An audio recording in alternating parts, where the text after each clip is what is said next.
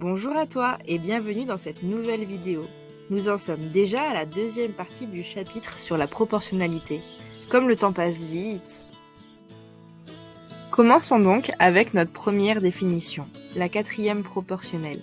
La quatrième proportionnelle, c'est le nom que l'on donne à la valeur manquante dans un problème de proportionnalité. Il existe plusieurs méthodes de calcul pour trouver la quatrième proportionnelle. Pour choisir quelle est la méthode la plus efficace, il faut d'abord transformer les données de son énoncé en tableau.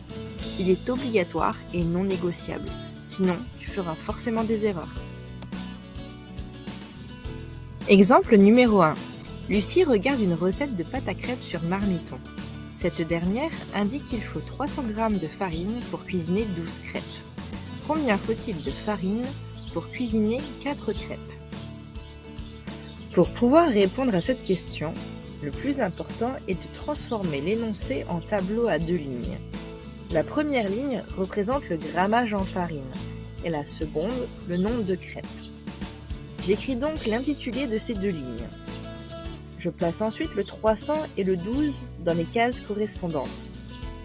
J'indique ensuite 4 dans la ligne des crêpes. Pour passer de 12 à 4 crêpes, je divise par 3 la quantité de crêpes, car 12 divisé par 3 égale 4. Il est donc logique de faire la même chose avec la quantité de farine. 300 divisé par 3 égale 100. Pour faire 4 crêpes, il faut 100 g de farine. On continue l'exercice, mais avec une nouvelle question. Combien de farine faut-il pour faire 16 crêpes ? On commence par mettre à jour le tableau avec les réponses de la question précédente et les données du nouvel énoncé. On ajoute le 100 au tableau, et pour pouvoir mettre le 16, il nous faut alors une nouvelle colonne. Pour faire 16 crêpes, il faut faire 12 crêpes plus 4 crêpes. Donc logiquement, il faudra 300 g plus 100 g de farine pour faire 16 crêpes. On en conclut donc qu'il faut 400 g de farine pour faire 16 crêpes. Comme on vient de le voir, la première méthode s'articule autour du fait que l'on peut faire des opérations sur les colonnes d'un tableau de proportionnalité. Il est possible d'additionner ou de soustraire deux colonnes pour en trouver une troisième. Ou alors, il est possible de multiplier ou de diviser une colonne pour en trouver une seconde. Cette méthode s'appelle le lien entre les colonnes.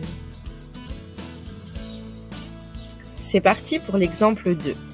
Nathan est fan de Death Note. Il souhaite s'acheter autant de mangas que possible avec ses 100 €. Chaque livre coûtant 5,90 €, combien de livres peut-il s'offrir ?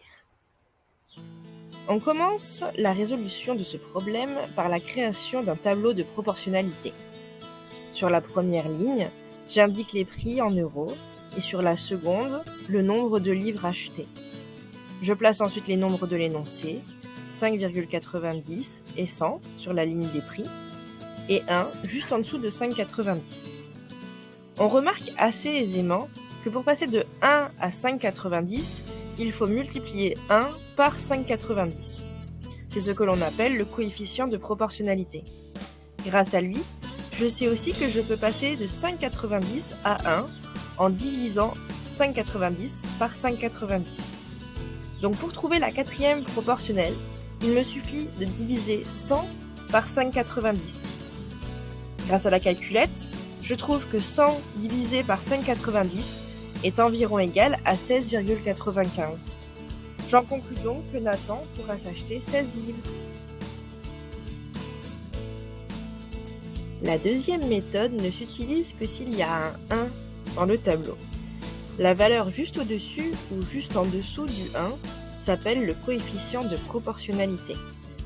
Si la quatrième proportionnelle se trouve sur la ligne du coefficient de proportionnalité, alors on multiplie par ce coefficient pour trouver la quatrième proportionnelle. Si la quatrième proportionnelle se trouve sur la ligne du 1, alors on divise par le coefficient de proportionnalité pour trouver la quatrième proportionnelle.